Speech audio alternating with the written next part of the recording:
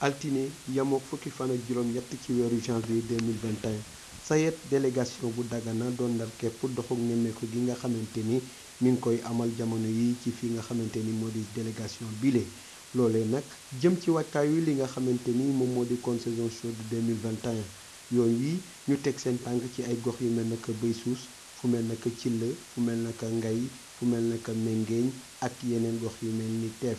fi nga xamante ne moom moo di madame Ndoye di directrice délégation bu Dagana moom mooy addu ci suñu micro. tey la sunu ñeenteelu fanu tournée de suivi mise en place saison sèche froide bi et de préparatif de la campagne saison sèche chaude tey nag ñu kii jagleel ko le secteur de Saint-Louis. secteur de Saint-Louis nag ku ne xam ne c'est un secteur nouvellement créé moo tax ñoom bi ñu recensé seen ay intention de mise en valeur ren en tout cas presque au total bëgg nañu def 1671 hectares waaye boo xoolee ci 1671 hectares yooyu yëpp pratiquement 73% yi tolloog presque 1224 yëpp ci campagne saison sèche froide lañ koy defee donc fii mën nañ ko tuddee secteur la boo xam ni campagne saison sèche froide mooy seen campagne principale. campagne saison sèche froide boobu nag boo ko xoolee naam EXAF yaa nga ci biir exploitation familiale agricole yi ñu ngi ciy béy seen waar waaye li ci ëpp te gën kaa bari aussi mooy les agrobusiness aussi ñoo fi nekk. agrobusiness ku ne xam ne ñoom agriculture de marché la ñuy def fii nag ñu taxaw nag c'est un bel exemple d'agrobusiness local nga xam ni purement sénégalais ñu koy woowee aussi Massalé Boy mu def ay réalisation yu am solo gis nga ko nii pomme de terre baa ngi nii soble baa ngi nii près de 75 hectares de mise en valeur avec une irrigation par pivot am na ñaari pivot benn bi sur 24 beneen bi sur 42 hectares loolu dafay wanewaat encore une fois investissement yu am solo yi nga xam ni agrobusiness ñu ngi koy def rawatina nag agrobusiness locaux yi ku mel ni aussi kii Massalé Boy globalement nag aussi ci agrobusiness yooyu bokk na ci seen ay jafe-jafe ñoom ak les EXAF ñoom itam aussi secteur bi xam nga dafa nekk secteur boo xam ni dafa xaw a pauvre en kii aménagement aussi EXAF yi loolu mooy seen jafe-jafe mais les agrobusiness aussi ñoom bokk na ci seen jafe-jafe bi gën a rëy mooy les difficultés d'accès à l'eau xam nga ñoom depuis bi travaux PDIDAS bi jaaree nga xam ne dafa curé woon le lit mineur l'eau s'est rétrécie ba nga xam ni ñoom il leur faut benn programme bu mag big flotte il faut que mu jaar fi mën leen a permettre aussi ñu ki mën a jokk maintenant ci lii manière bi mën a jot ndox aussi comme il le faut. mu di gox boo xamante ne wàllu maraîchage moom moo fa gën a bari doole waaye nag teewul am na ñu fa nekk ñu xamante ni xel daj na sax ci wàllu mbayum ceeb madame Ndoye di dellu si waat rek indi leeral ci wàllu woowule.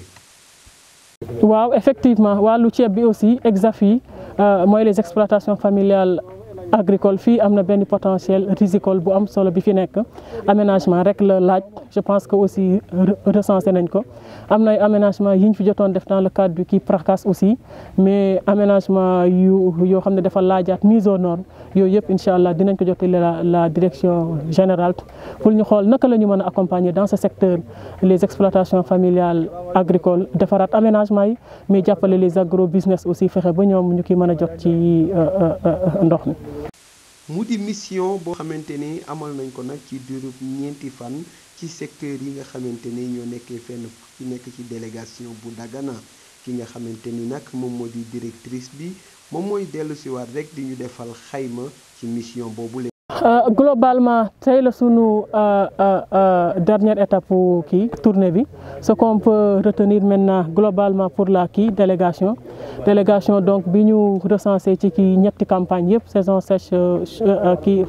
froide bi ñu boolee 4 secteurs yëpp bëgg nañu def 6310 hectares saison sèche chaude bi aussi bëgg nañu def 33586 hectares hivernage bi aussi bëgg nañoo def vraiment 18784 hectares loolu yëpp nag boo ko boolee ci at mi yëpp 2021 délégation bëgg na contribuer lu toll ci 58681 hectares loolu nag boo génnee paaru ceeb bi dafay méngoo presque 89% boo xam ni ceeb bi moo ko fas yéene andi ci ñaari campagne yi muy saison sèche chaude saison sèche no hivernage même sax bu fekkee campagne saison sèche froide bi aussi desul gannaaw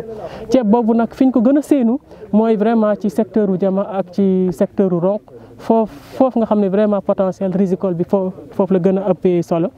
mais ci ñi ko fas yéene def nag aussi bokk na vraiment union yi aussi danañ ci béy seen waar parce que ñoom lu tolloog téeméer boo jël fanweeri hectares yi union yi ñoo ko fas yéene andi li ci des aussi PV aussi sensiblement aussi 4 à 5% li ci des yëpp nag les producteurs privés ñoom aussi ñoo ko fas yéene andi léegi nag planification globale boobu nag li tax ñu kii def ko ren parce que dafa nekk planification bi nga xam ne dafay permettre acteurs yëpp kenn ku nekk nga xam aussi lan mooy sa wàllu pour ñu mën a faciliter la mise en œuvre de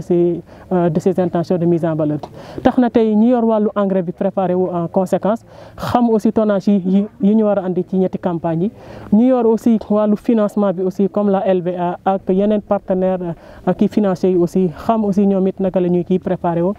mais sax li jëm ci wàllu ndox mi nga xam ni entretien axe yeeg chenaux yeeg yooyu dem nañ sax ba def répartition bi par axe hydraulique loolu dafay jox la daam ay orientation yu am solo par rapport ak niveau de concentration aussi superficie mise en valeur yi nga xam ne ñoom itam matuwaay yi ci war yëpp par rapport ak entretien axe yi ñoom it aussi ñu mën cee teel a jël ay kii matuwaay léegi nag gis nañ ci ay jafe-jafe ci sunu tournée bi jafe-jafe aussi bi ci gën a bëri mooy le problème phytosanitaire bi ñuy wax ni raay yi aussi fu ñu toll nit ñaa ngi koy wax je pense que temps yi la DPV aussi mi ngi def ay séance de kii traitement temps yi solution bi nag mooy des traitements généralisés et synchronisés rek moo koy mën a faj par rapport ak tomate bi aussi booru secteur Dagana gis nañ fi aussi la bactériose aussi commencé na foofu la DPV aussi est au courant dinañ ci jël aussi matukaay yi ci war yëpp donc yaakaar naa globalement daal loolu la ñu fi ki gisagum li ci des nag aussi dañuy accompagner acteurs yi pour que maintenant ñu mën a faciliter la mise en œuvre de ces intentions de mise en valeur. kii di Masséle Boye nag moom modèle la rek ci li nga xamante ni moom la ñuy wax agro business local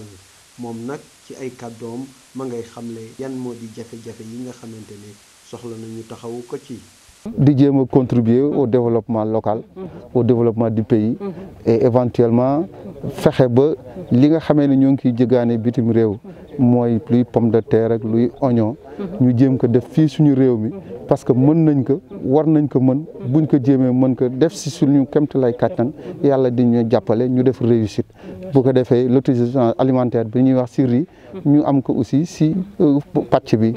am na ay mébét yi nga xamee ne wala ay doléances yi nga xamee ni constaté nañ ko localement lu mel na que l'accès à l'eau moom lu si bëri expliqué na ko par rapport ak jafe-jafe yi amoon daaw ak peut-être je ne sais pas est-ce que dina continuer wala du continuer mais fondamentalement c'est diggante mois d'avril foofu daal am nañu si jafe-jafe lool si wàllu ndox bi pour mën a liggéey convenablement beneen li nga xamee ni moom la ñu gën a soxla fi ñu toll buñ si mënoon appui dina baax mooy piste de production parce que piste de production bi dafa actuellement nii depuis bi ma fi installé il y a 3 ans il y a d'autres producteurs agrobusiness yu ñëw bénéficier aussi sama installation de départ si haute tension bi mais tey jii nii piste de production boobu buñ ñu si mënoon jàppale dina baax lool beneen facteur bi également mooy la jonction entre le village de Mengueñ jusqu'à la route principale loolu aussi buñ ñu mënee yéegee si kaw mébét bi maanaam soxla yi mooy ñu fexe ba ñu goudronné ko parce que c'est un axe très important.